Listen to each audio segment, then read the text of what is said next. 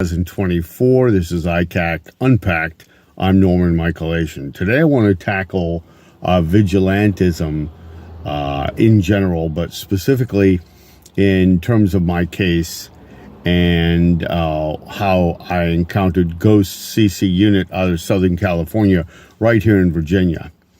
So in order to understand this very bizarre case, and I'm not fully sure I understand why they came from Southern California, it really doesn't matter.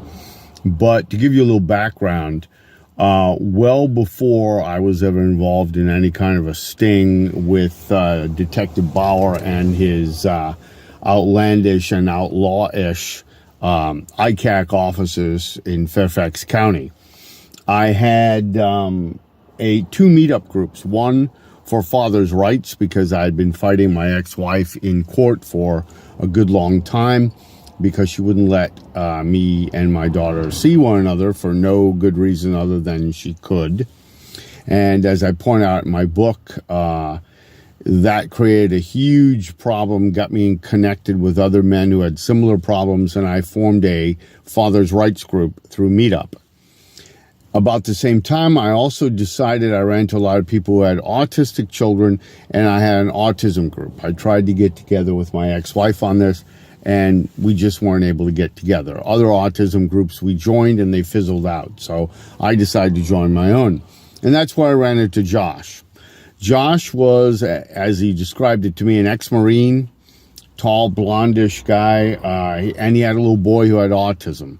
And most children who have autism are boys. I think that's still true. It was true when my daughter was younger. But in any event, I had two groups going. And we had an event in Manassas. And after the event, Josh and I had some coffee. We took the kids with us to a cafe. And he wanted to bend my ear a little bit about his problems with his ex-wife. Of course, we had to be very careful because the kids were available, but we didn't get together every day. And periodically, Josh would call me up, and he would say something like, gee, I forgot your number. I had to look you up online. Well, that's very important for this next step. And again, this is what I have pieced together, and most of it's conjecture, but this is the best I can do. Josh was a Marine. He had been in Southern California, Camp Pendleton. And that's all I remember of our conversation. And again, I'm taking this from what he told me.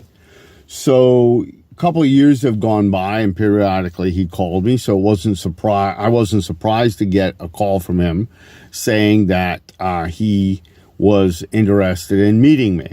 And he wanted to see me today of all days, the day where it was finally not raining. I was going to go for a hike. And I told him no. I said I would love to see him. He was going to be in the area, but I really wanted to get my hike in. And so he proceeded to say, well, I'd love to go for a hike too. Where are you hiking? I told him. And he said, I'll meet you there. I know where that is. I said, great. Well, okay, wonderful. So I waited and I waited and I waited and I waited. I stretched. I did lots of different things waiting for him, ran in place, and texted him. I got nothing back. Just before I was about to head down the trails, tired of waiting for him near the parking lot where I'm seated now,